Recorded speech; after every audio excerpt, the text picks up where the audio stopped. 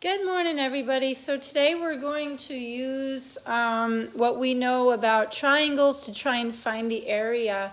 And we know from in the past to find the area of a triangle that you will take 1/2 and multiply it by the base times the height. So area of a triangle is a half base times height, which works fine if you can find the height or the altitude of the triangle, but when you can't, when you're given just say a side angle side triangle, we need a different sort of a method in order to figure out what that altitude is. So we have three formulas here. Area equals 1/2 times BC times the sine of A. Area equals 1/2 AB times sine C. Area equals 1/2 AC times sine B.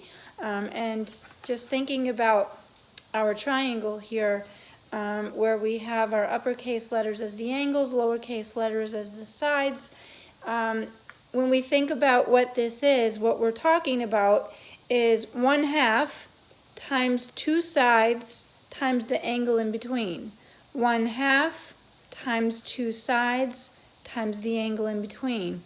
Or 1/2 times two sides times the angle in between. And so that's what we would call a side angle side triangle.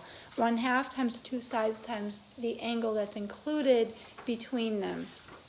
So we're going to go through an example here of how to find the area of a triangle. So here's our example. Please make sure that you write this down.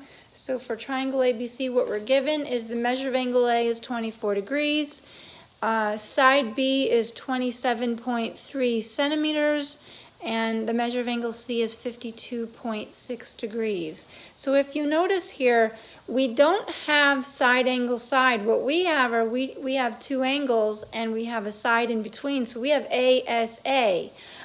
So we need to do a little bit of work in order to find another side so that we can have two sides in the angle included. So for example, if we start out to find side A, we will have side angle side. So that's going to be our goal here. So the first thing is we're going to find side A. So the first step in that process is to think about finding angle B. That's missing, so we're going to subtract these two angles from 180 degrees. So we end up with the measure of angle B as 103.4 degrees. So now we're going to use our law of sines. If we have angle B as 103.4 degrees, now we have an angle that's across from a side, and we can use our law of sines. So we're going to start with B over sine B equals A over sine A.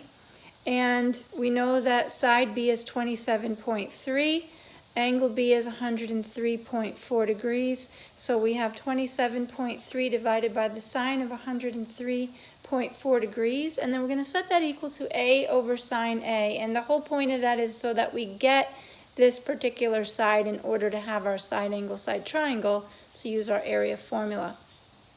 So we end up with, through that calculation, as side A being 11.4 centimeters. So I'm going to write that in, 11.4 centimeters. So now we have our side angle side, and we can use one of the given area formulas, 1/2 AB times the sine of angle C. And if we plug in our numbers, we're going to see here that we have 1/2 times 11.4 times 27.3, so these two sides times the sine of 52.6 degrees. So we end up with the area being 123.6 square centimeters. Remember, area is squared units. And that's it for pretty much calculating area here. So sometimes, just going back to the sheet here, sometimes you can use these formulas directly if you have a side and angle side triangle. So if you have two sides with the angle included, you can use these formulas directly.